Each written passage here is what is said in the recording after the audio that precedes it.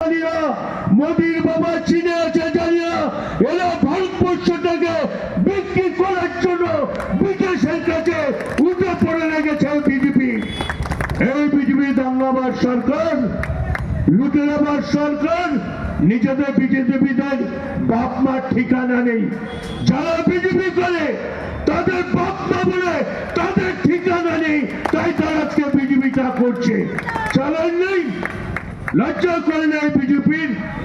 আজকে স্যার নাম করে আমি সেদিনকে আমি বিডিও অফিসে যাচ্ছি, বিডিও অফিসে গিয়ে দেখি 82 বছরের বৃদ্ধ অ্যাম্বুলেন্সে করে চেকপুটে এসছে হিয়ারিং এ। আমি বিডিও ম্যাডামকে বললাম যে এই 82 বছরের বৃদ্ধ সে কংগ্রেস জমানা থেকে ভোট দিয়ে আসছে বাংলায়।